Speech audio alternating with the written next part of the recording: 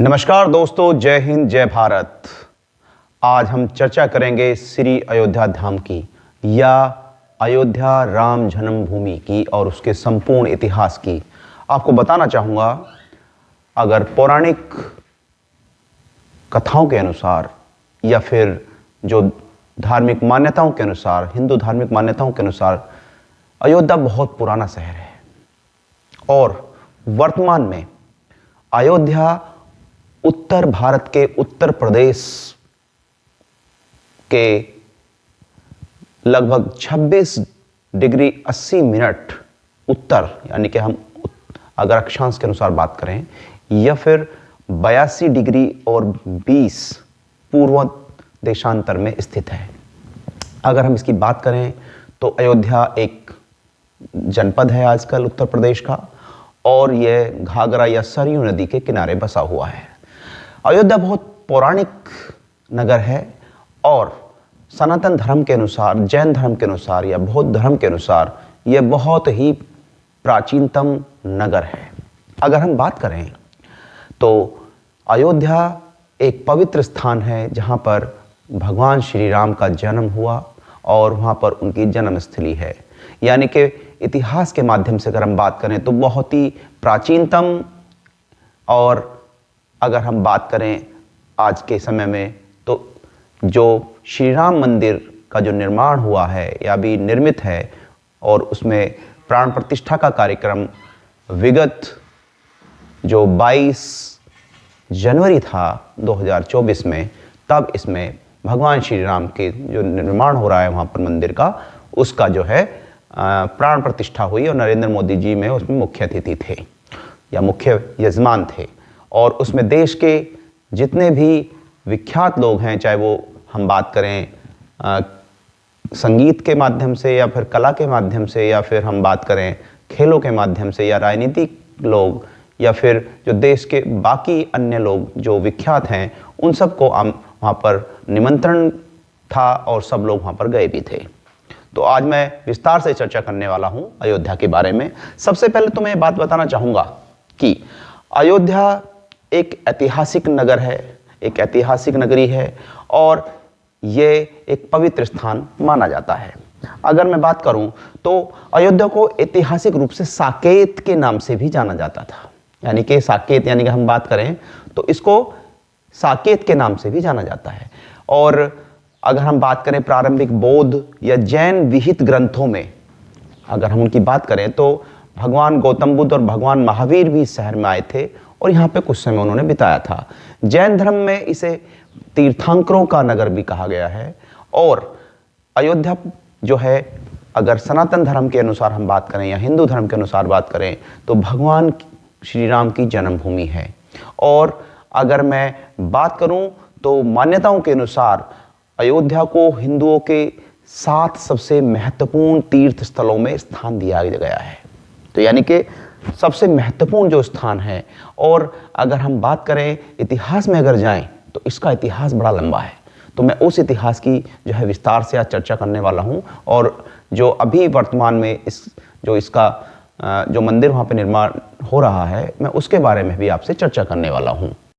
अगर धार्मिक मान्यताओं के अनुसार हम बात करें तो भगवान विष्णु का जो स्थान है बैकुंठनाथ, बैकुंठ का ही एक छोटा सा हिस्सा पृथ्वी पर स्थित है। और मान्यताओं के अनुसार अयोध्या को ही बैकुंठ हम मान सकते हैं, क्योंकि भगवान विष्णु के जो 7वें अवतार थे भगवान श्री राम, उनका जन्म स्थान अयोध्या है। तो श्री राम जी का जो, अगर हम उनके इतिहास की बात करें या उनके वंश की बात करें तो भगवान श्री राम इक्ष्वाकु वंश से संबंधित हैं। और इक्ष्वाकु वंश प्राचीन वैदिक भारत के शासकों का एक वंश है। इसकी उत्पत्ति राजा इक्ष्वाकु से हुई। ये प्राचीन कौशल देश के राजा थे। मतलब भारत में जो 16 महाजनपदों की हम बात करते हैं तो कौशल जो उसमें देश था उसके राजा थे और इसकी राजधानी अयोध्या थी। रामायण और महाभारत के में इन दोनों वंशों के, यानी कि रामायण और महाभारत में अगर हम बात करते हैं तो इक्ष्वाकु वंश के बात की गई है। यानी कि श्री राम इस वंश में जन्मे और बौद्ध धर्म में भी इक्ष्वाकु वंश का बहुत महत्व है।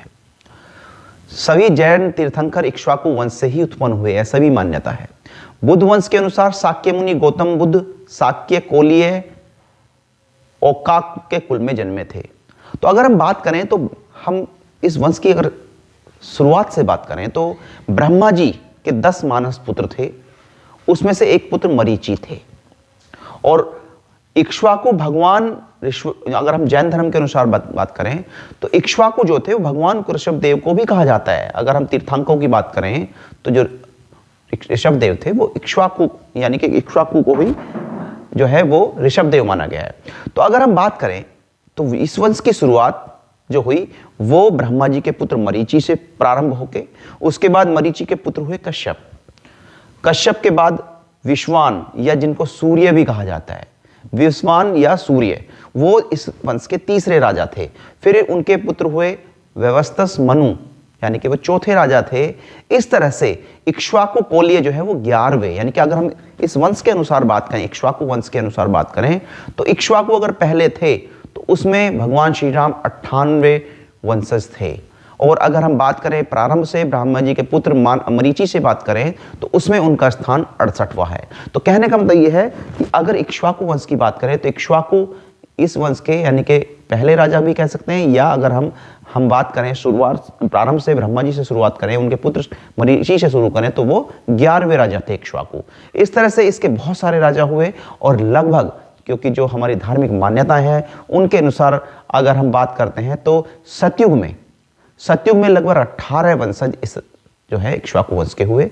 और उसके बाद जो त्रेता युग था, अगर हम त्रेता युग की बात करते हैं तो त्रेता युग से लगभग, यानी कि अगर हम इसकी बात करें तो त्रेता युग से बहुत सारे राजा हुए। राजा रघु हुए, उसी में राजा अज हुए, और राजा फिर अज जो है वो 66वें वंशज थे। और अगर हम बात करें भगवान श्री राम के पिता दशरथ की तो वो 67वें वंशज थे।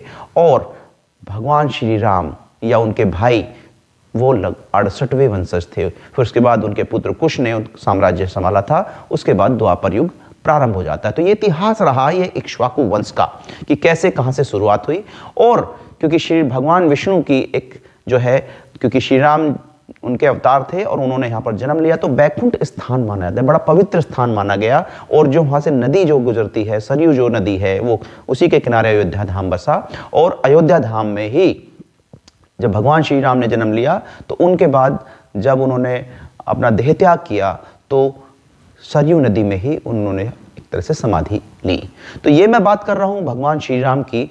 और अब मैं बात करता हूँ श्री राम मंदिर के इतिहास की, कि श्री राम मंदिर का इतिहास कैसे है और ये कहाँ से कैसे शुरू करता है, या इसके क्या क्या विवादित चीज़ें रहीं, तो उसमें मैं विस्तार से चर्चा करने वाला हूँ। तो श्री राम का जो मंदिर है, अब मैं उस इतिहास में उसकी चर्चा करने वाला हूँ, विस्तार से बताने वाला हूँ कि कहाँ से ये विवाद शुरू हुआ। तो राम मंदिर एक महत्वपूर्ण हिंदू मंदिर है जो वर्तमान में भारत के उत्तर प्रदेश के अयोध्या में निर्माणाधीन है, यानी कि अभी कंप्लीट नहीं हुआ है, अभी चल रहा है, प्राण प्रतिष्ठा उसमें हो चुकी है, उसका कुछ हिस्सा बन चुका है। यह मंदिर उस स्थान पर है जिसे हिंदू धर्म के जो भगवान हैं श्री राम, उनका जन्म स्थान माना जाता है। इस स्थान पर पहले बाबरी मस्जिद थी, यानी कि बीच में जो है वो बाबरी मस्जिद थी, उसको जिसका निर्माण एक जो है मौजूदा गैर इस्लामी जो ढांचा था, यानी कि जो मंदिर बाबरी मस्जिद थी, उसको ध्वस्त करने के बाद वहाँ पर निर्माण हुआ है। अब उसका ध्वस्त जो हुआ कैसे हुआ, या उसमें जो है क्या इसमें मान्यताएं हैं। 2019 में भारत के सर्वोच्च न्यायालय ने विवादित भूमि पर फैसला सुनाया और जिसमें कहा गया कि यह भूमि हिंदुओं की है और इस पर राम मंदिर का निर्माण कर सकते हैं, जो कि 1528 में बाबर के जो सेनापति थे मीर बाकी, उस मीर बाकी ने इसको जो है यहाँ पर ऐसी मान्यताएं हैं, ऐसे तथ्य हैं कि वहाँ पर पहले मंदिर था और उस मंदिर को तोड़ के मीर बाकी ने वहाँ पर मस्जिद का निर्माण किया था बाबर के कहने पर, क्योंकि बाबर जो है बाहर का था, आक्रांता था, जिसने आक्रमण किया था भारत पे और मुगल वंश की यहाँ पर स्थापना की थी। तो 1528 से लेके और 2024 में 22 जनवरी 2024 को वहाँ पर प्राण प्रतिष्ठा हुई। तो कह सकते हैं लगभग 496 वर्ष बाद फिर वहाँ पर श्री राम मंदिर का निर्माण हुआ, यानी कि हो रहा है। तो अगर हम बात करें संविधान के अनुसार तो 2019 में भारत के सर्वोच्च न्यायालय ने विवादित भूमि पर फैसला सुना दिया कि यह हिंदुओं की भूमि है। मुसलमानों को मस्जिद बनाने के लिए जमीन का एक हिस्सा यानी कि एक टुकड़ा अलग से दिया जाएगा। अदालत ने साक्ष्य के रूप में भारतीय पुरातन सर्वेक्षण SSI को की एक रिपोर्ट के अनुसार हवाला दिया कि भाई ध्वस्त की गई बाबरी मस्जिद के नीचे एक मंदिर था, उसकी संरचना थी। उन तथ्य को मानते हुए वहां पर उन्होंने निर्माण का जो है एक आदेश सुना दिया गया और राम मंदिर के निर्माण की शुरुआत भूमि पूजन 5 अगस्त 2020 को किया गया। वर्तमान में निर्माणाधीन मंदिर की देखरेख में श्री राम जन्मभूमि तीर्थ क्षेत्र ट्रस्ट द्वारा की जा रही है। मंदिर का उद्घाटन 22 जनवरी 2024 को निर्धारित किया गया था, जो हो चुका है। और अगर हम इससे पहले इतिहास की बात करें तो श्री राम भगवान विष्णु के 7वें अवतार थे, जो कि हिंदुओं के देवता हैं। और भारतीय महाकाव्य रामायण के अनुसार राम का जन्म अयोध्या में हुआ था। 16वीं शताब्दी में बाबर ने पूरे उत्तर भारत में मंदिरों पर आक्रमण की अपनी श्रृंखला में मंदिर पर हमला किया। जैसे मान्यता है कि भगवान श्री राम ने जब अपना देह त्याग किया तो उनके साथ जो अयोध्या नगरी थी वहाँ पर एक जो है मतलब ऐसी व्यवस्था थी कि मतलब ऐसा हुआ कि माता सरयू जो नदी है वहाँ की, उसने अपने आकोश में ले लिया था पूरी अयोध्या नगरी को। खंडर के रूप में हो गया था, पूरा वन क्षेत्र बन गया था। उसके कुछ सालों बाद फिर उसका पुनर्निर्माण हुआ और कई सारे जो राजा हुए उन्होंने उसको पुनर्जीवित किया। तो प्राचीन मान्यताओं के अनुसार जो अयोध्या नगरी थी भगवान श्री राम के ही वंशज यानी कि इक्ष्वाकु वंश के जो राजा थे। जैन धर्म के अनुसार भी मान्यता है कि इक्ष्वाकु राजा सुजाता की का स्थल था। और उसके बाद वहां पर साक्य जो है अपनी जो है राजधानी इनके कपिल वस्तु थी, उसी के यानी कि वो भी अयोध्या से कहीं ना कहीं उनका संबंध था। और बौद्ध धर्म में भी और जैन धर्म में भी इसका उल्लेख मिलता है कि कौशल महाजनपद एक महत्वपूर्ण नगर था और उसकी राजधानी अयोध्या थी। तो 4वीं शताब्दी के बाद कालिदास, अगर हम फिर उसके बाद की बात करें, जैसे भगवान श्री राम के बाद वहाँ पर जो है कई राजाओं ने यानी इक्ष्वाकु वंश के कई राजाओं ने शासन किया। और 4वीं शताब्दी के बाद कालिदास के रघुवंश सहित कई ग्रंथों में अयोध्या का उल्लेख साकेत के रूप में दूसरे नाम से भी प्रसिद्ध है। बाद में जैन विहि पाठ में जम्बूद्वीप में भगवान ऋषभनाथ के जन्म के स्थान रूप में भी इसका विवरण है, जो इक्ष्वाकु कहते हैं जिनको। तो कई सारी मान्यता है। एक सिद्धांत के अनुसार पौराणिक अयोध्या शहर ऐतिहासिक शहर साकेत और वर्तमान में अयोध्या के समान है, ऐसा भी उल्लेख है। तो कई सारी चीजें हैं। पुरातात्विक और साहित्यिक साक्ष्यों से पता चलता है कि वर्तमान अयोध्या का स्थल ईसा से पूर्व 5वीं या 6वीं शताब्दी में जो है एक शहर था या एक नगर था और उस पर भगवान श्री राम का जो है जन्म हुआ था। मौर्यों के साम्राज्य में भी इसका जो है कई जगह अशोक के शासनकाल में भी कई बौद्ध इमारतों का निर्माण किया गया और कई चीज़ें वहाँ अयोध्या में जो है मतलब उसमें भी अवशेष मिले हैं। मौर्य साम्राज्य के बाद पुष्यमित्र शुंग ने जो है शासन आ गया था, उसने भी यहाँ पर जो है कई सारी चीज़ें जो है यहाँ पे शिलालेख वगैरह जो है स्थापित किए। तो ये चीज़ चलती रही धीरे धीरे। गुप्त काल में भी जो है इस नगर का बड़ा विकास हुआ।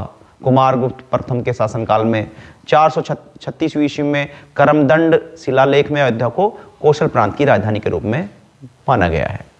तो कहीं ना कहीं अयोध्या नगरी का जो बड़ा जो है स्थान रहा है और मानव सभ्यता की पहली पूरी होने का पौराणिक गौरव अयोध्या को प्राप्त है। स्वाभाविक रूप से प्राप्त राम जन्मभूमि, कनक भवन, हनुमानगढ़ी, राजद्वार मंदिर, दशरथ महल, लक्ष्मण किला, कालेराम मंदिर, मणि पर्वत, श्री राम की पैड़ी, नागेश्वर नाथ, ये जो आदि मंदिर हैं या जो जगह हैं वो उनका जो है आज भी वहाँ पर स्थापित हैं और उनके बारे में काफ़ी चीज़ें वहाँ पर विराजमान हैं।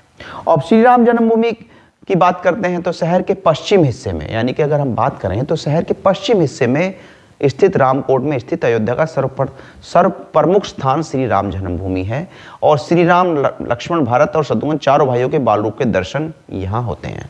कनक भवन हनुमानगढ़ी के निकट स्थित कनक भवन अयोध्या का एक महत्वपूर्ण मंदिर है और वहाँ पर माता सीता और श्री राम के मुकुट पहने प्रतिमाओं के लोकप्रिय हैं और वहाँ पर बहुत अच्छा मंदिर है। हनुमानगढ़ी नगर के केंद्र में स्थित है और इस मंदिर में 76 कदमों की चाल से पहुंचा जा सकता है। अयोध्या को भगवान राम की नगरी कहा जाता है। तो यहाँ हनुमान जी सदैव वास करते हैं और इसलिए अयोध्या आकर भगवान राम के दर्शन से पहले भक्त पहले हनुमानगढ़ी में जाकर हनुमान जी के दर्शन करते हैं।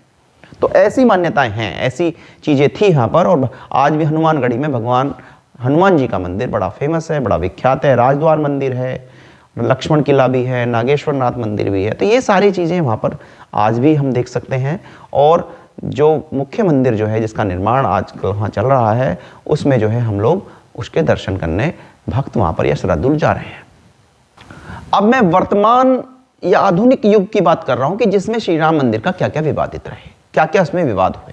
तो 22-23 दिसंबर 1949 को, क्योंकि वहाँ पर बाबरी मस्जिद थी, तो बाबरी मस्जिद के अंदर श्री राम और माता सीता की जो मूर्तियां वो स्थापित कर दी गई थी 22 या 23 दिसंबर 1949 को, जब देश आजाद हुआ।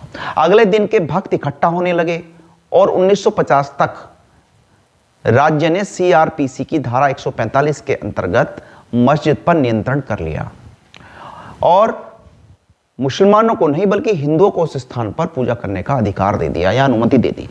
ये इसका इतिहास रहा है जब देश आजाद हो, क्योंकि देश आज़ादी से पहले अंग्रेजों का शासन था और अंग्रेजों ने भी उसमें ज़्यादा ध्यान नहीं दिया। उससे पहले यहाँ पर मुगल वंश था, तो उसने वहाँ पे मस्जिद में ही, यानी कि वहाँ पे जो है श्री राम मंदिर जो है उसको ध्वस्त करके वहाँ पे मंदिर बनाया गया था। और जैसे देश आज़ाद हुआ तो 1949 में 22-23 दिसंबर को वहाँ पर जो है श्री राम और भगवान राम की जो है मूर्ति स्थापित कर दी गई और वहाँ पे लोग आने लगे। फिर ये सिलसिला चलता रहा। 1980 के दशक में जो हिंदू राष्ट्रवादी जो संघ है या परिवार जो है उनका, उसने क्या किया, उसने यहाँ पर मतलब जो उससे संबंधित है विश्व हिंदू परिषद, उसने हिंदुओं के लिए इस स्थान को पुनः प्राप्त करने और इस स्थान पर भगवान श्री राम को जो बाल रूप है रामलला को समर्पित एक मंदिर बनाने के लिए एक नया आंदोलन शुरू कर दिया कि भाई एक नया मंदिर बनना चाहिए इस जगह जहाँ पर श्री राम और माता सीता की जो मूर्ति रखी गई है। और विश्व हिंदू परिषद ने जय श्री राम लिखी ईंटें और धन भी मंगाना शुरू कर दिया। और बाद में प्रधानमंत्री जो तत्कालीन प्रधानमंत्री थे राजीव गांधी के नेतृत्व वाली सरकार ने विश्व हिंदू परिषद को शिलान्यास के लिए आगे बढ़ने की अनुमति भी दे दी। और उस समय के जो गृह मंत्री थे बूटा सिंह, उन्होंने जो है औपचारिक रूप से विश्व हिंदू परिषद के जो नेता थे अशोक सिंघल साहब, उनको ये अनुमति दे दी। तो 9 नवंबर 1989 को विश्व हिंदू परिषद के नेताओं और साधुओं ने विवादित भूमि के बगल में 200 लीटर या 7 क्यूबिक फीट का एक गड्ढा खोदा और उसमें एक आधारशिला रखी। वहीं गर्भगृह का सिंहद्वार बनवाया गया है, वहीं पे गर्भगृह का सिंहद्वार बनाया गया है, जिसके बाद विश्व हिंदू परिषद ने विवादित मस्जिद से सटी जमीन पर एक मंदिर की नींव रखी।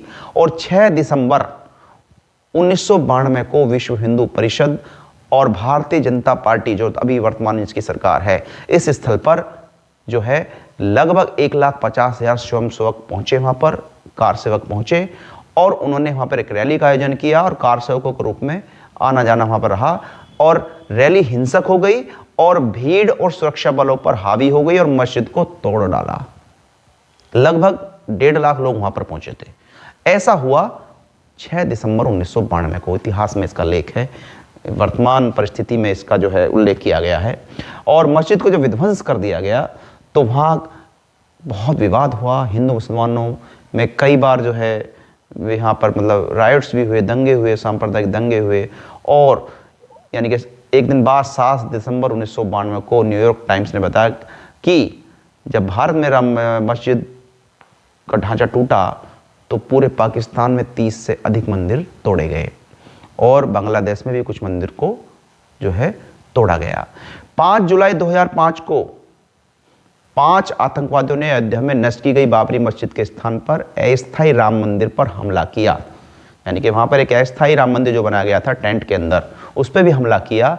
और सीआरपीएफ के साथ जो सभी मतलब जो उसमें थे उनके सभी 5 हमलावरों को भी मार दिया गया। और वहाँ पर जो है कई और लोग गंभीर रूप से घायल हुए, जवान भी घायल हुए। तो भारतीय पुरातत्व सर्वेक्षण ने 1978 और 2003 में की गई 2 पुरातत्विक खुदाई में इस बात के एविडेंस मिले, सबूत मिले कि यहाँ पर हिंदू मंदिर यानी कि श्री राम मंदिर का अवशेष है।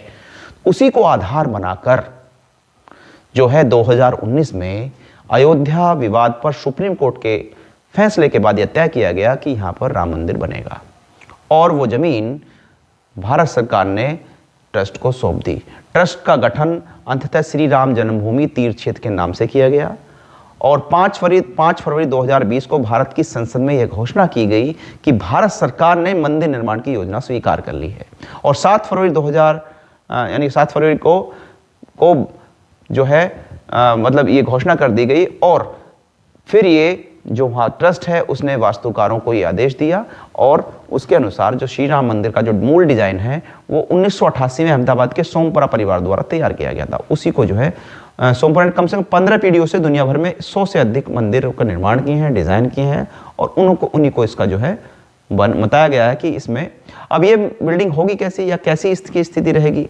ये जो है मंदिर की पूर्ण मुख्य संरचना 3 मंजिला ऊंचे चबूतरे पर बनाई जाएगी। अभी तो बन रहा है, निर्माण हो रहा है। गर्भगृह के मध्य में प्रवेश द्वार पर 5 मंडप होंगे। एक तरफ 3 मंडप कुड़ू नृत्य और रंगे होंगे और दूसरी तरफ के 2 मंडप कीर्तन और प्रार्थना के लिए होंगे। नागर शैली में मंडपों को शिखरों से सजाया जाएगा। इमारत में कुल 366 कॉलम होंगे। स्तंभों से प्रत्येक 16 मूर्तियां होंगी। इनमें शिव के अवतार, दशावतार और 64 योगिनी और देवी सरस्वती के 12 अवतार शामिल होंगे। सीढ़ियों की चौड़ाई 16 फीट लगभग 4.9 मीटर जो है होगी और विष्णु को समर्पित मंदिरों के डिजाइन के अनुसार गर्भगृह अष्टकोणीय होगा। मंदिर 10 एकड़ में बनाया जाएगा और 57 एकड़ भूमि को एक प्रार्थना कक्ष, एक व्याख्यान कक्ष, एक शैक्षिक सुविधा और संग्रहालय में कैफेटेरिया द्वारा अन्य सुविधाओं के साथ परिसर में विकसित किया जाएगा। मंदिर समिति के अनुसार 70,000 से अधिक लोग इस स्थल का दौरा कर सकेंगे और मंदिर के डिजाइन और निर्माण के अनुसार निःशुल्क देखरेख की पेशकश की गई है। तो इस परियोजना में केंद्रीय भवन अनुसंधान संस्थान, राष्ट्रीय भूभौतिकीय अनुसंधान संस्थान और IIT मुंबई, गुवाहाटी और चेन्नई के जो वहाँ के जो इंजीनियर्स हैं, उनके जो स्टूडेंट्स हैं, वो कंक्रीट और डिजाइन क्षेत्रों में इसकी सहायता करेंगे। तो यानी कि ये सब लोग लगे हुए हैं। जो मंदिर निर्माण वहाँ पर चल रहा है, जो कंप्लीट निर्माण, उसमें कितने IITians और इतने सारे साइंटिस्ट वहाँ पर लगे हुए हैं और पूरे देश से, राजस्थान के बांसी से प्राप्त पत्थर हो रहा है।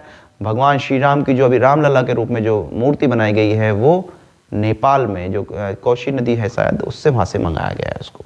उसमें भगवान श्री राम जो मूर्ति है वो अभी बाल रूप में या लला जो रामलला के रूप में वो बनाई गई है। तो ये निर्माण अभी चल रहा है और ये मंदिर संभवतः आने वाले 1-2 वर्ष में इसको पूर्ण किया जाएगा।